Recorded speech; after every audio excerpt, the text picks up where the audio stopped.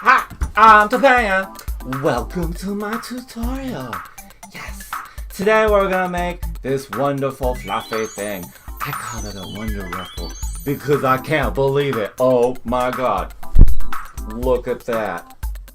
Topenga is all about the fashions, and in this tutorial, you will learn how to have the fashions.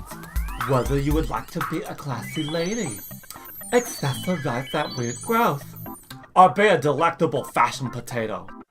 You should do it. Do it. Okay, so let's get down to business. This sassy little fella's gonna show you how to make it, because Topenga's got nails, and that's a no.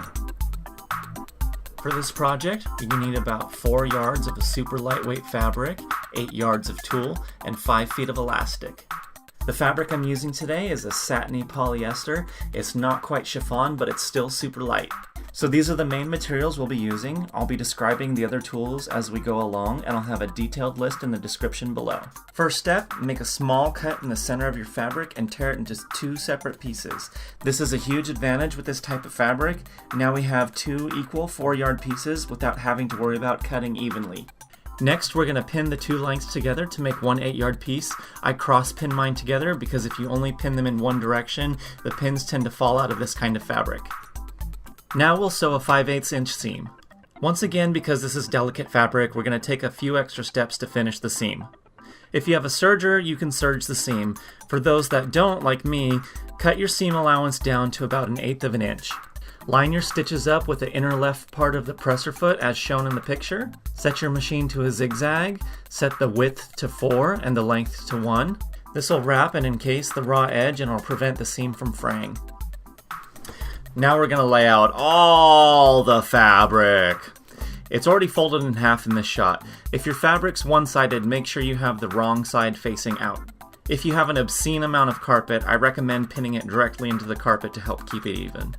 Now we lay the tulle on top. The tulle's already been folded twice here, making 4 layers of tulle. If you can sandwich the fabric in between the tulle layers, go for it, but it was a little difficult to do it on my floors and I couldn't keep the fabric even. Instead of pinning, I'm going to safety pin the layers together.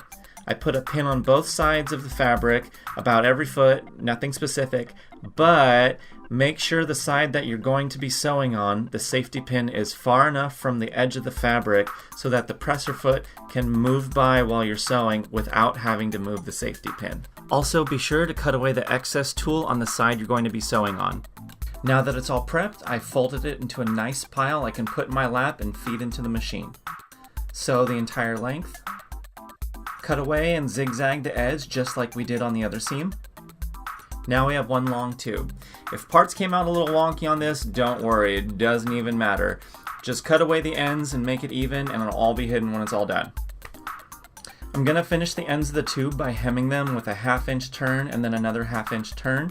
You can also pin the fabric directly into the ironing board to get a better handle on it. Pin your fabric together as you finish pressing a section. Once that's done, run it through the machine. Once the hems are done and the safety pins are removed, reverse the tube, lay it out, and safety pin it one more time. Now we're going to draw guides on our scarf to create a casing to run elastic through that'll give us the double ruffle effect. You'll need a 2-inch clear ruler, a chalcos in a color bright enough to show on your fabric, and a triangle.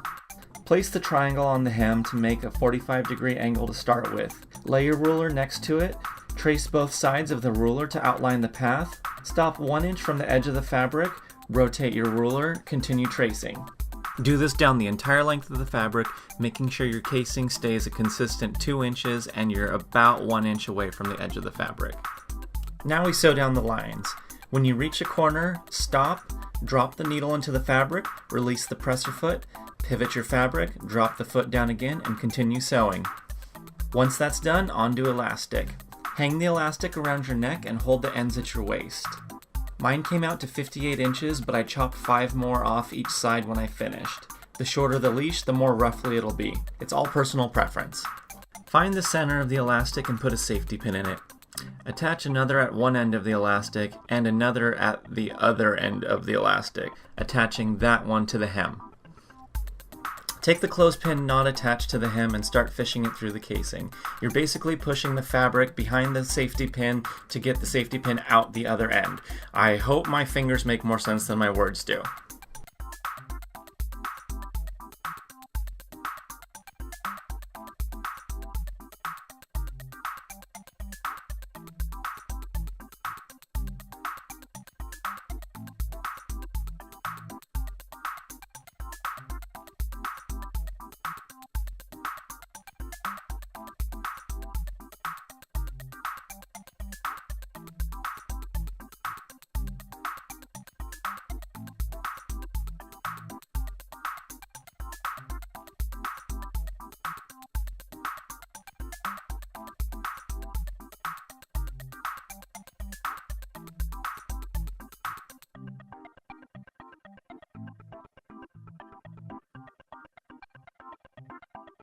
Ta-da! Anchor that one to the hem.